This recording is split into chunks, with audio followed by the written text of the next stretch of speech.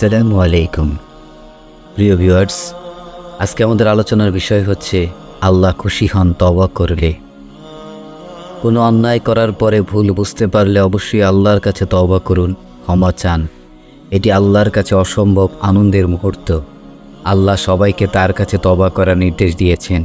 তওবায় আল্লাহর নিয়ামত ও সন্তুষ্টি মেলে। আল্লাহর কাছে ক্ষমা প্রার্থনা করে ফিরে যাওয়ার পথ তওবা। তওবাকারীদেরকে আল্লাহ দান করেন অসংখ্য নিয়ামত।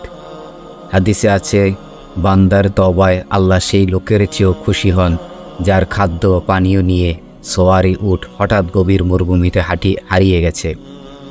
অনেক খোঁজাখুঁজির পর লোকটি হতাশ হয়ে একটি গাছের ছায়ায় শুয়ে পড়ল।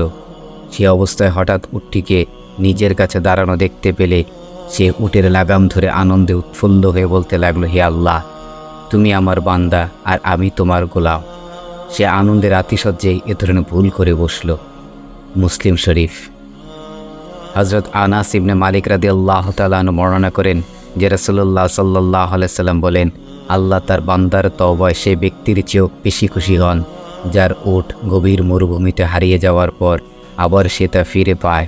বুখারী ও মুসলিম। সাইয়্যিদুল ইস্তিগফার পরে তওবা করুন, আল্লাহুম্মা আনতা রব্বি লা ইলাহা ইল্লা আনতা খালাকতানি ওয়া আনা আবুদুকা ওয়া আনা আলা আহাদিকা ওয়া ওয়াদিকা মাস্তাতাতু ওয়া আউযু বিকা মিন শাররি মা সানাতু আবু লাকা বিনিমাতিকা আলাইয়া ওয়া আবু লাকা বিযামবি ফাগফিরলি ফা ইন্নাহু লা ইয়াগফিরু যুনুবা ইল্লা আনতা। এর অর্থ হচ্ছে, হে আল্লাহ, তুমি আমার প্রতিপালক, তুমি ছাড়া আর কোনো ইলাহ নেই। তুমি আমাকে সৃষ্টি করেছ, আমি তোমারই বান্দা। আমি যথাসাধ্যভাবে তোমার সঙ্গে প্রতিজ্ঞা ও অঙ্গীকারে আবদ্ধ। আমি আমার সব কৃতকর্মের কুফল থেকে তোমার কাছে আশ্রয় চাই। তুমি আমাকে তোমার যে নিয়ামত দিয়েছ তা স্বীকার করছি, আর আমার করা গুনাহের কথাও স্বীকার করছি। তুমি আমাকে ক্ষমা করো, কারণ তুমি ছাড়া আর কেউ নেই আমার গুনাহ ক্ষমা করতে পারবে।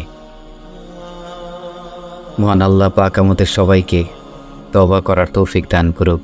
আমিন। ওয়া আখির দাওয়ানা আনিল হামদুলিল্লাহি রাব্বিল আলামিন। আসসালামু আলাইকুম ওয়া রাহমাতুল্লাহি ওয়া বারাকাতুহু।